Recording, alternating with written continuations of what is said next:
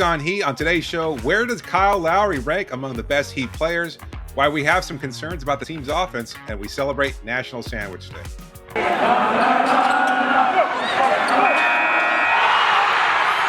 You are Locked On Heat, your daily Miami Heat podcast. Part of the Locked On Podcast Network, your team every day. Hello, Heat Nation. It's a Thursday edition of Locked On Heat, your daily podcast covering all things Miami Heat.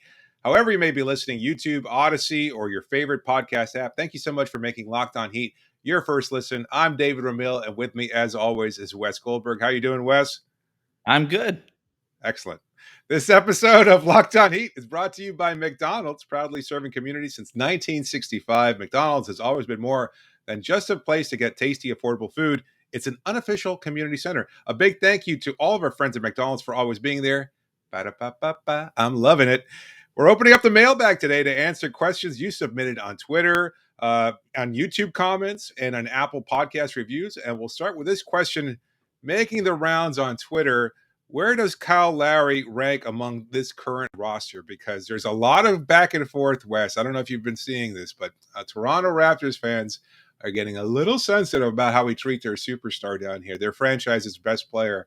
And so there have been some back and forth about where does Kyle rank, what's he doing lately, whether or not he's actually embraced Heat culture or whether or not we've helped turn his career around because he just, wasn't quite a good player in Toronto. I don't know. It's a little petty, a little fun, and a little interesting. But to me, it also has bigger MVP implications regarding Jimmy Butler, too.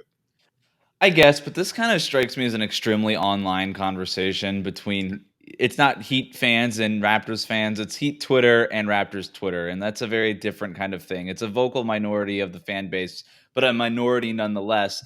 But I understand the sentiment. Look, I'm not, as far as the actual question go, where does Kyle rank on this team's roster? He's the third best player on this team. And if Raptors fans want to be upset about that, then they can be. But Jimmy Butler is one of the 12 best players in the NBA. Kyle Lowry is not. That's not. I don't want to get on to the last thing I want to do is get into a corner where I am like bashing Kyle Lowry. I love Kyle Lowry. I love that. I loved him when he was in Toronto. I love him that he's on this team now, but he's not one of the best 12 players in the league.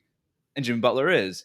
Bam Adebayo is one of the best 25 players in the league. And and most of like the NBA ranked stuff that was coming out before the season had him in the top 20.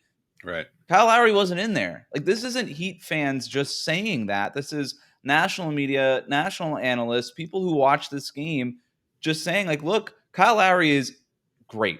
He's an all-timer as far as, this generation of players. As far, he's got a championship ring. That's something that Jimmy Butler, Bam Adebayo cannot say. But let's not act like at 35 years old right now that he is better than Jimmy Butler, or that he's better than Bam Adebayo. I do think that with that core three, the Heat have one of like three of the best 35, 40 players in the NBA.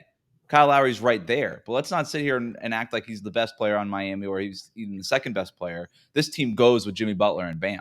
The counter argument to that is two words, and I believe you and I agree with you, but the counter argument is two words: Bryn Forbes. You take away Kyle Lowry and you get swept by the Milwaukee Bucks, and the best player on this roster, Jimmy Butler, gets outscored by Bryn Forbes. And that's why Toronto fans are pointing out, well, that 6-1 start is really nice.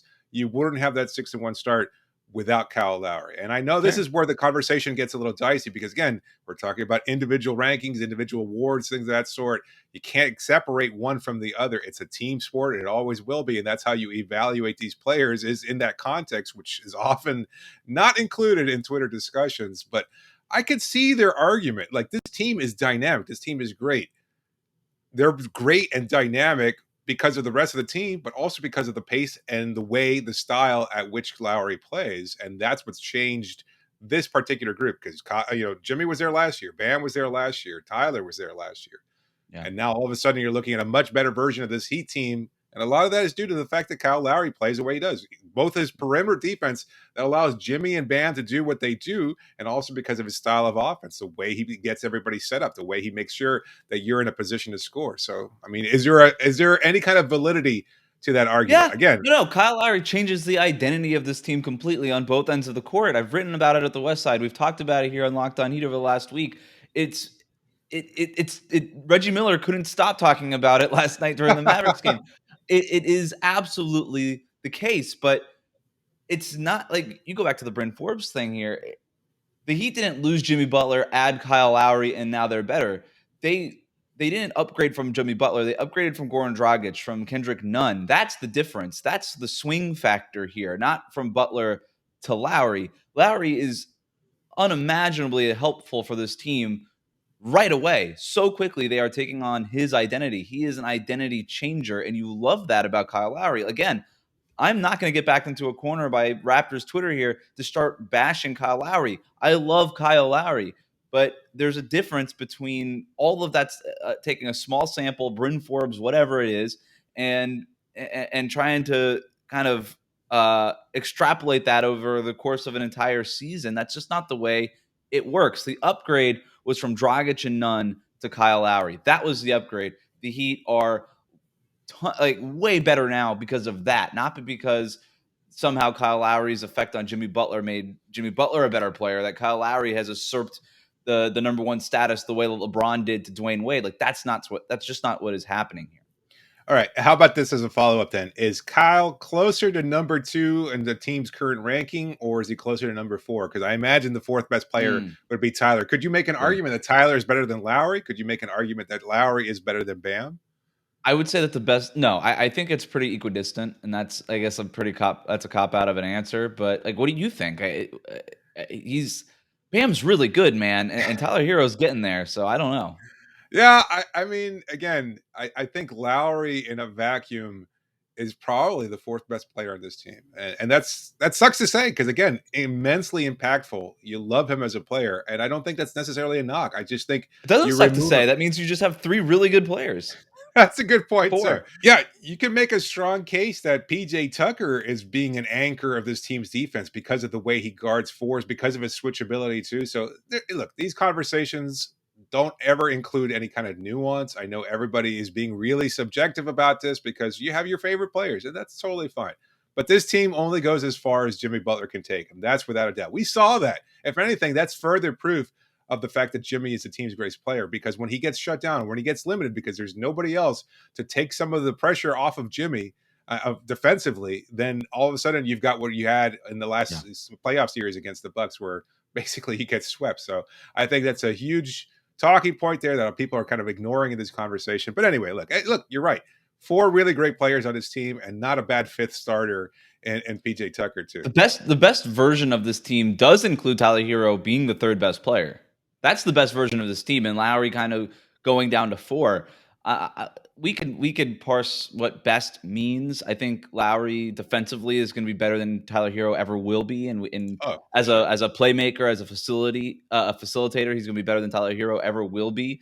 But if Tyler could be, maybe I shouldn't say the third best player, but he's got to be one of the 2 best scorers on this team, like leading scorers, and that's what he is right now, and that's why the Heat are starting off the way they are. But let's not get too far in the weeds with this without saying, Heat fans are very grateful to the Raptors for Kyle Lowry. They just are. This is a very extreme, like I said at the top, an extremely online argument that just seems a little silly to me.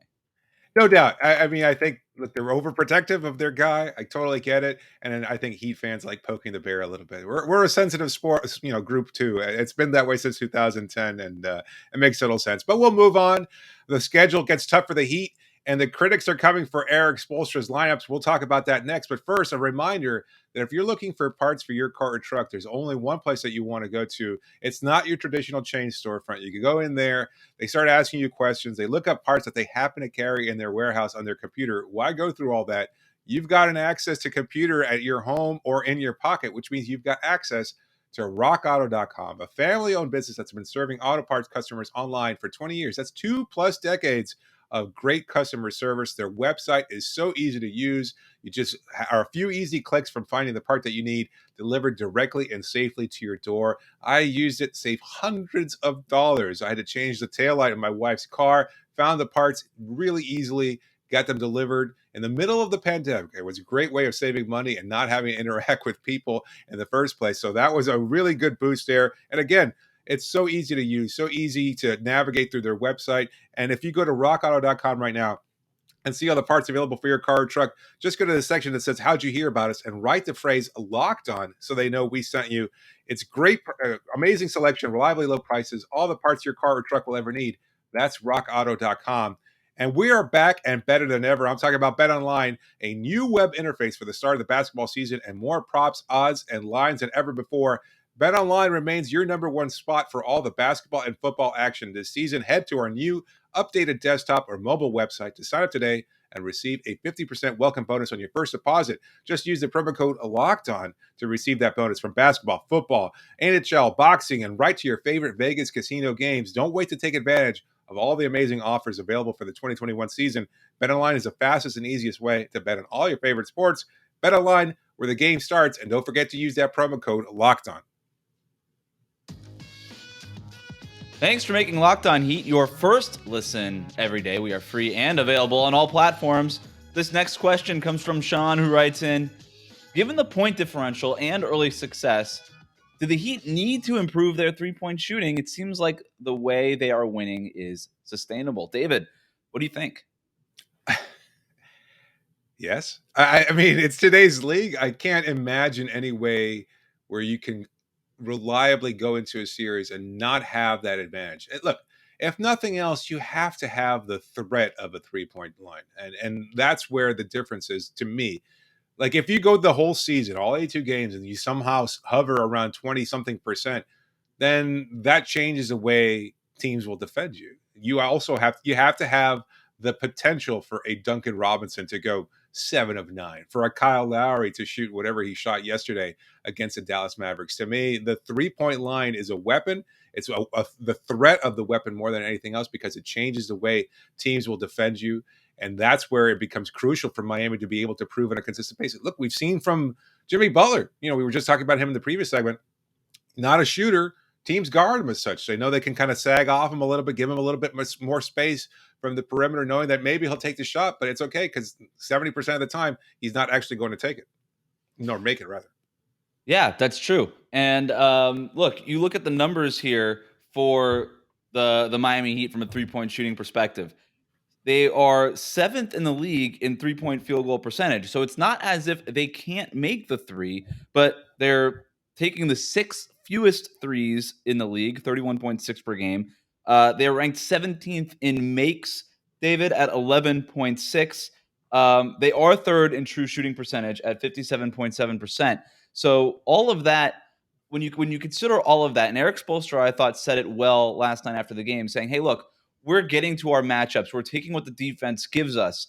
And a lot of times for this team, it's isolation with Jimmy Butler. It's posting up Bam Adebayo. It's isolation with Tyler Herro. It's threes maybe only for Kyle Lowry and Duncan Robinson. But for the most part, they are taking what the defense gives us. But Spoelstra also added, hey, look, if they start taking all that stuff away, we're confident that we have the shooters to make those shots. They just haven't had to do it yet. I am concerned, though, David, and I'll tell you why.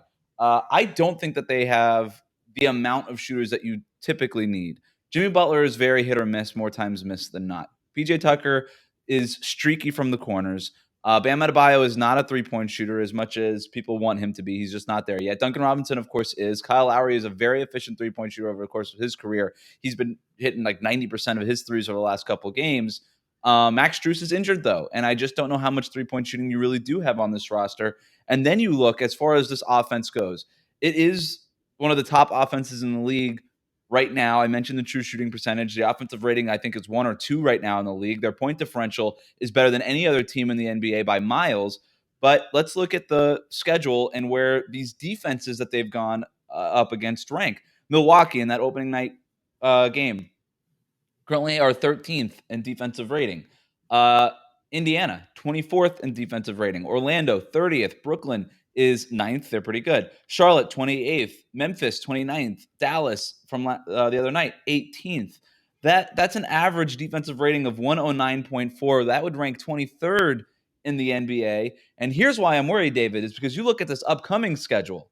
Boston is ranked 25th in defensive rating. They're no good. But you got Utah at 4th, Denver at 3rd, the Lakers are 16th, the Clippers are 5th, Utah is 4th. I just mentioned like the average in the schedule that they've already played, that portion would rank 23rd in the NBA. This upcoming slate, you put their defensive ratings together and put it on in an average, it would rank 9th in the NBA. You've got a much tougher set of defenses coming up, is what I'm trying to say. And there might be the point where, to Eric Spoelstra's point, where they do have to rely on the three-point shooting. And I'm not sure they have it. I am a little concerned, if I'm being honest.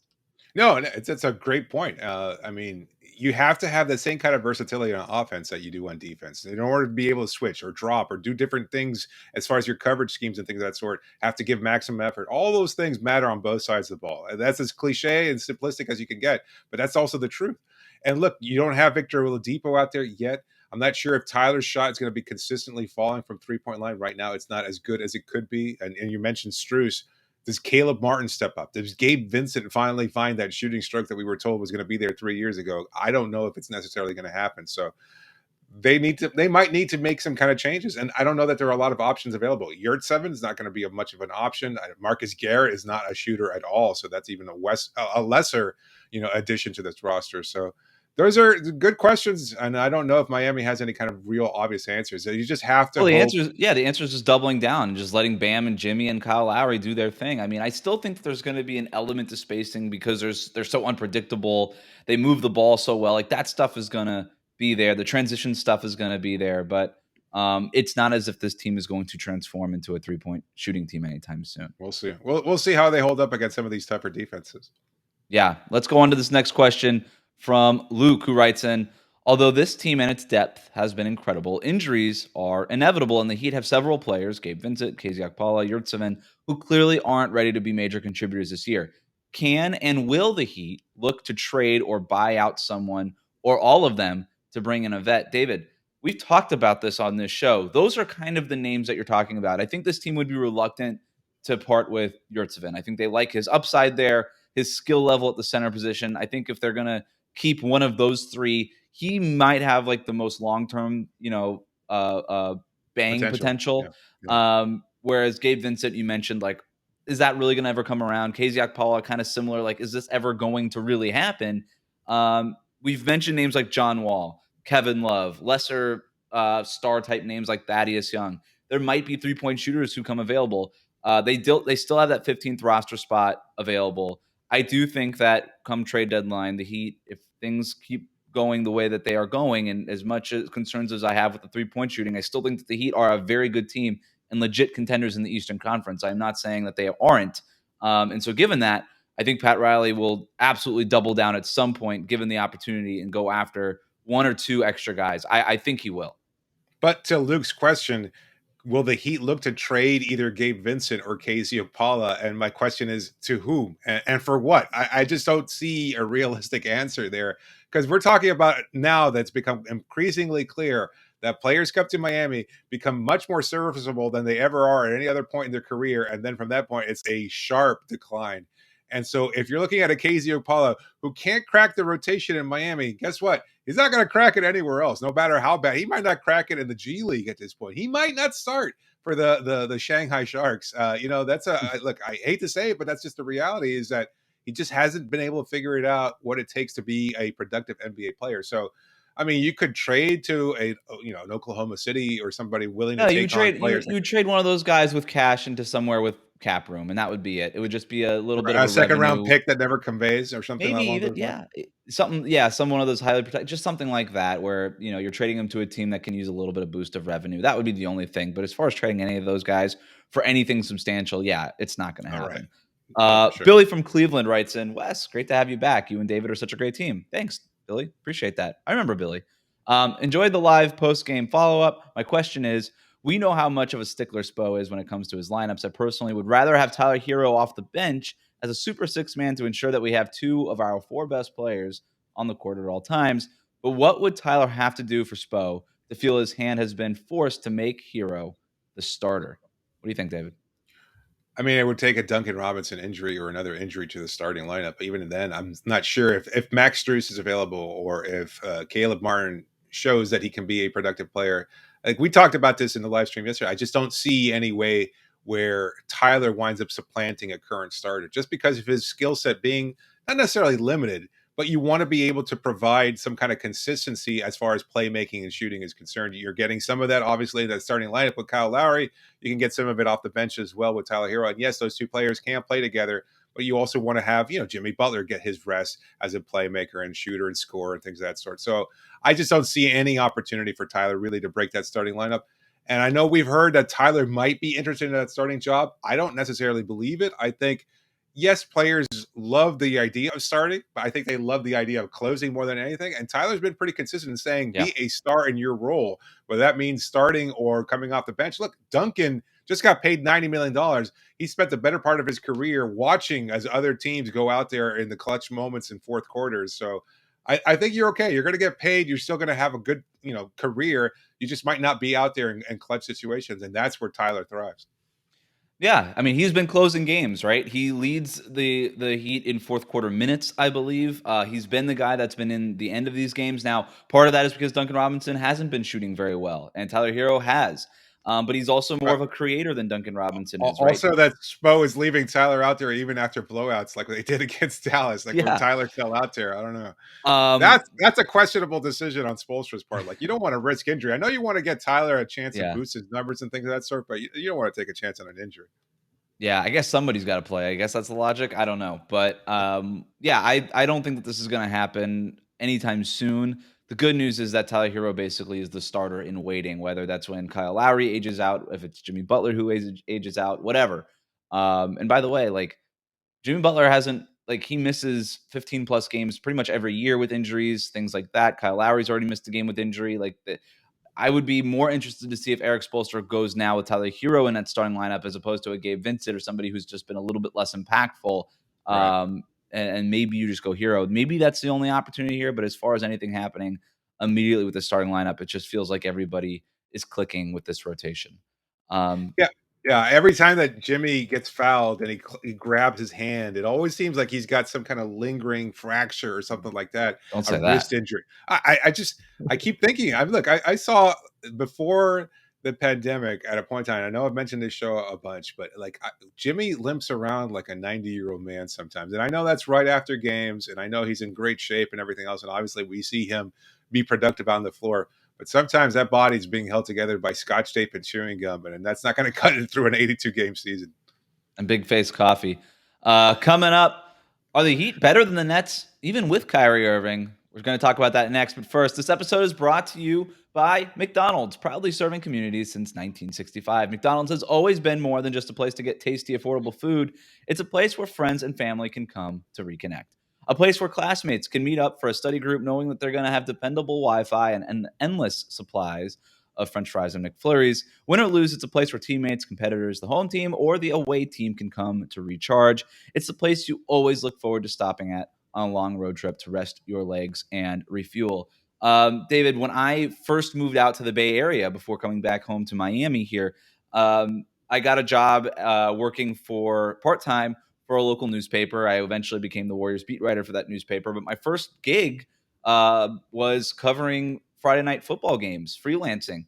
And what I would have to do, the thing about these high school stadiums is they don't have dependable Wi-Fi. They don't even really have a place for media to sit. You basically just walk around the field, take notes in a notepad, and then try to race to your car, beat a bunch of drunken high schoolers to the parking lot, get to your car. And what I would do is I was, before the game, look up the nearest McDonald's. I'm not even making this up for the sake of the ad read. Like, I literally would do this. Look up the nearest McDonald's because I knew that McDonald's had the Wi-Fi. Jump in my car, race to that McDonald's, get in there like a crazy person. Again, still just a bunch of drunken high schoolers near me eating their cheeseburgers and their French fries, wondering why this dork is in a polo shirt on his computer at a McDonald's at 11:30 at night or whatever time it is. And I'm filing my story on deadline. I get the story in, and then as an award for myself, I get some French fries. I get myself a burger. And that's how my Friday nights went for the better part of a year. So head to your local McDonald's to refuel and reconnect. McDonald's, I'm loving it. Just a reminder that you can always reach us via email at lockedonheat@gmail.com or via Twitter using the hashtag AskLHeat. Be sure to please subscribe to the show and leave a review. As always, we're wrapping up our mailbag edition of today's Locked On Heat, and we've got some final questions here. This one comes in via direct message from Nick. He writes in, "This is a great start to the season." I agree. "I feel like we are so deep, and this might be our year. Do you think we are better than the Brooklyn Nets when they have Kyrie Irving, or are we better than the Lakers? Well, Wes? let's start with the Lakers first. Right now, yeah, they're better than the Lakers. There's a whole lot of teams that are better than the Lakers right now. They've got a lot of stuff to figure out. As far as the Nets is concerned, no, I don't think that this team is better than them when Kyrie Irving comes back. If Kyrie Irving comes back, and if Kyrie Irving comes back and stays back, we don't even know if that'll be the case. Right now, he wants to be a voice for the voiceless or something like that. Maybe later on, he wants to be a voice for the people with voices. I don't know. It's just something always new with Kyrie Irving. My question for Brooklyn is not whether or not they are good when they are at full strength. They are by far the best team in the league, and I haven't seen anything to make me think otherwise. I think James Harden will figure it out. Kevin Durant is probably still the best player in the NBA, or up there in the top 2 or 3. My question for the Nets is, can they just keep those 3 on the floor at any point for a sustained amount of time, specifically in the postseason? Those are my questions. And if that's the thing about the Heat that they've done this year. I don't think on paper, everything equal, they are as talented as Brooklyn or even Milwaukee. But what they have done is they've given themselves a chance if the door does open up in the East. And they're kind of forcing it open a little bit. Yeah, I know that Miami is playing really, really well right now. I just don't necessarily count on Kyle or anybody on this Heat roster being able to shut down Kyrie for a consistent amount of time. Like, I know it's fun to kind of poke, fun at Kyrie Irving and for all of his comments and everything else like that. Although sometimes it seems a little bit more tragic than it is funny. Having said that, he's still a really damn good basketball player. There were some fans that were pretty up in arms about the fact that Irving wasn't selected as one of the 75 best NBA players of all time. That might be a little bit of a stretch, but the fact that he's even in that conversation, however loosely, speaks to the incredible amount of skill that he has. So that is a really, really good team. Harden made the list. Durant obviously made the list. There was a very, very good players. Again, whatever struggles they might be going through in terms of getting to the line, I still think that's a really, really solid team. Maybe you have concerns about their depth, but you know what? Their depth looks a lot better when you have 3 superstars on the floor who are taking up most of the scoring bulk there. You don't have to worry about it as much. And you know what? They'll also probably make a run at a pretty significant player down the road. If, let's say, Kyrie gets vaccinated or he's able to play to some degree, James figures it out in terms of getting the foul calls more to his liking. And that's a much better roster, I think, at that, once the trade deadline or buyout market becomes open up and you're a veteran player looking for a chance at a ring, I don't see any reason why you'd pick Miami at this point. I think Brooklyn's path is probably a lot more likely to get to the finals than Miami's, which is fine. Miami will take it. I don't think they kind of like that chip on their shoulder, so I don't think it really bothers them at all. Let's move on. This question comes in from George. This is a good one. Kind of hearkening back to some of our old days here at Locked on Heat before you took your long sabbatical. Who would win in a matchup? 5 Tyler Herros or 5 Kyle Lowrys? That's a great one. 5 Tylers versus 5 Kyles. Wes, who you got? Listen up, Raptors fans. It's 5 Kyle Lowrys. I mean, just you got to play defense if you're playing 5-on-5. It's 5 Kyle Lowrys. You trust the Kyles to pass, to just be up tempo, pitching the ball ahead to each other, and then pitching it backwards, and then a bunch of quarterbacking and all that stuff. Defensively, they're super switchable, especially if they're just playing 5 Tylers. It's 5 Kyle Lowrys. Yeah, I mean, 25 pounds of muscle notwithstanding, I don't think that Tyler Herro is going to be able to take on Kyle Lowry for any prolonged period of time. All that Kyle has to do is just kind of drop that, he's just going to back into Tyler consistently, work him in the low post, and then all of a sudden be able to get his shot to his liking. We know that he's probably cocky enough to be able to take that shot. I think, look, it's a good matchup. I could see Tyler getting a few points here and there. It's not going to be a clean sweep or anything like that, but at the same time, the defense really leans heavily in Kyle's favor. So I like Lowry and 5. Lowry how about PJ Tucker versus Kyle Lowry? Kyle Lowry. The only player that beats 5 Kyle Lowrys is 5 Jimmy Butlers. Because 5 Bams doesn't have the shooting. Oh, he does, according to those grainy workout videos when he goes one-on-one with players. I don't know. I could see that. Take one 3-pointer on the court this season. All right. Today is National Sandwich Day, David. So to celebrate, take me through your ideal sandwich. Oh, you know what? I was caught off guard. I was not prepared for this question whatsoever. It was in the show notes. I don't know why. No, I didn't even look at that. I thought you were just going to wax poetic about your favorite sandwich or something. I like can that. do that. No, no. Look, I just, I can't have my perfect sandwich. I am a sucker for like the basics, and honestly, like meats that I don't eat anymore. Like Yeah, I love buffalo chicken. I know that's yeah. trashy. Like my wife looks at like disdainfully at buffalo sauce. I think it's delicious.